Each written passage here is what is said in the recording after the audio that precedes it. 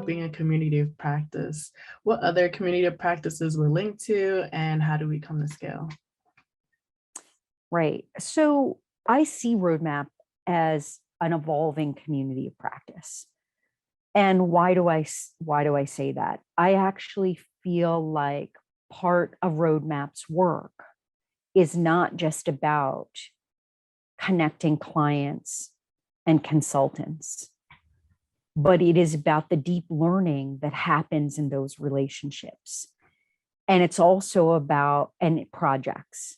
And it's also about the deep learning that can happen among and between consultants that are in the network, that are working across movements and with multiple clients.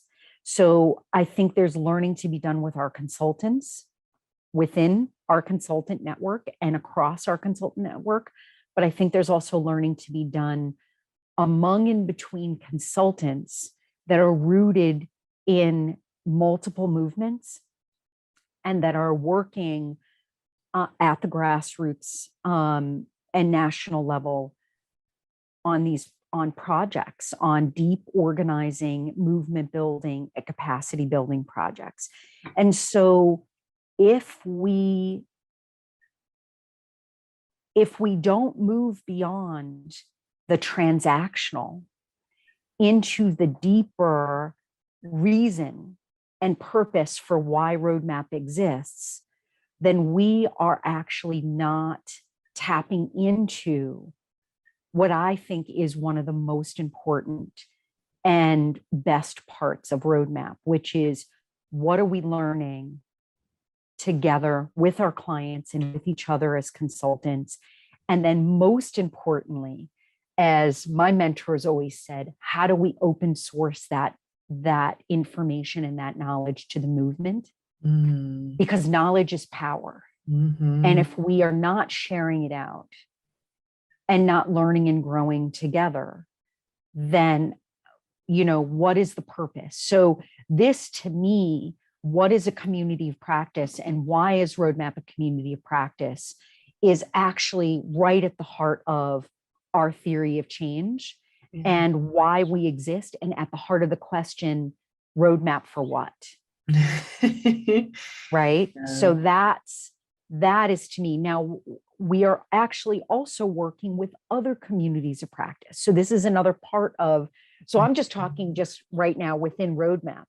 But then the other thing that I think is critical is how do we partner with other liberation-based, racial justice-based communities of practice?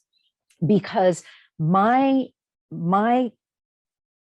frustration and my concern in the conditions that we are facing right now is no one shop can tackle what we need to tackle politically at this time alone.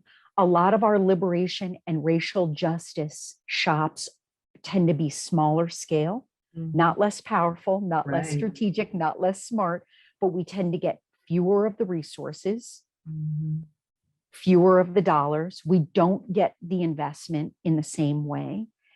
And so from foundations and philanthropy.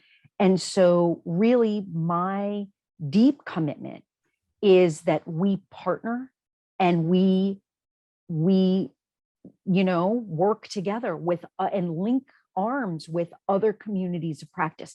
And why is that? A, we have a lot to learn from each other. B, a lot of us are working with clients in similar movement spaces, sometimes overlapping clients or the same clients, but for different projects.